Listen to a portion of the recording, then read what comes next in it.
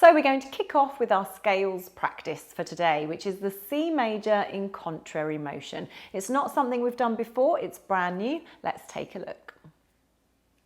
So the good thing about learning C major in contrary motion is that we already know this scale very well and we can already play it in both hands. The only difference with the contrary motion is we're doing it in a slightly different way. Now the right hand is doing exactly the same thing. It's starting on the C and just going up and down like a normal scale.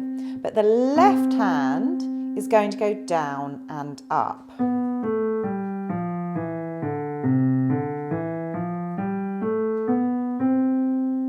And to make it slightly harder, we have to do this at the same time.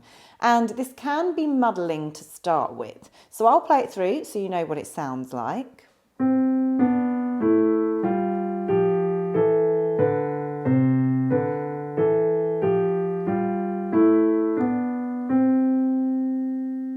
And you may be able to just give that a go straight away. But if not, the best thing to do is the first 3 notes first. And the good thing about the C major is it's just all the white notes. So for this particular contrary motion scale, we don't need to think about what the notes are. We can just think about our fingering. So we're going to start with our thumbs on middle C, and then we're just going to go out to our middle fingers and back again.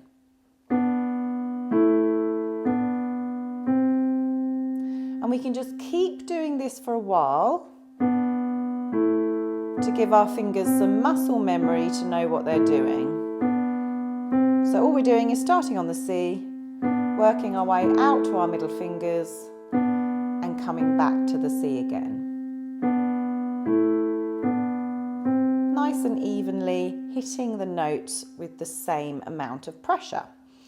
So once you're comfortable doing that, we can move on to the rest of the scale. So to do this, we start on middle C, we fan out to our middle finger, and then all we do is put our thumbs underneath to the next note. And once you're there, you just fan your fingers out along the notes, and both of your little fingers should naturally fall on a C. And then all you do is go through your fingers to get to your little finger. And then you move back to your thumbs. And once you're there, you put your middle fingers over and come back to the middle. And the reason it's better to think about just your fingering for this scale is because if you think about the notes you're playing, they're going to be different, which can get confusing. So we get to our middle finger and our right hand is on an E and our left hand's on an A. We put our thumbs underneath and our right hand's on an F and our left hand's on a G. And if you're thinking about all these notes, this is going to confuse you. Whereas if we just think about the fingering, our fingers should naturally fall on the notes they need. So start on your thumbs, work to your middle fingers, put your thumbs underneath to the next note, fan your fingers out and work your way to your little finger. And then you come back to your thumbs, then put your middle fingers over, back to the C.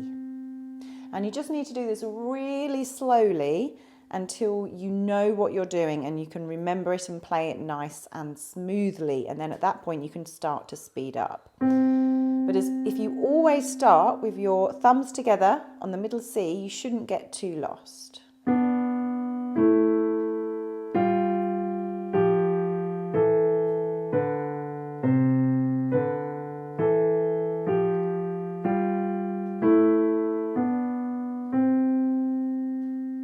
And what you want to practice with this scale is getting it as smooth and even as possible with both hands. Your left hand's probably still weaker than your right, or maybe the other way round if you're left-handed, but it needs to sound even. You don't want one hand going quicker or faster or one hand being louder or quieter. It needs to be as even as possible.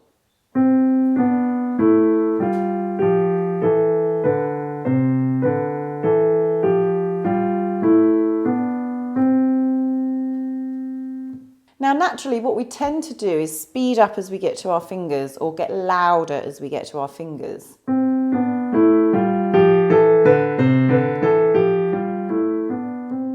And we don't want to do that. We want to keep it even. So try and keep in mind nice and evenly. If you play to a metronome, this will help, but I wouldn't play to a metronome straight away until you really know this well.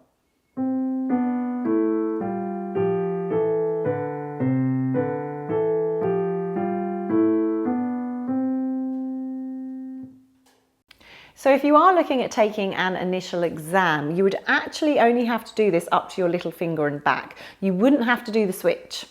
But I want you to learn it with the switch because it's such a nice one to be able to do. And if you can master that, then you'll be able to apply that to all of your other scales as well when the time comes. So do practice it little and often. Try and do it just once every day if you can.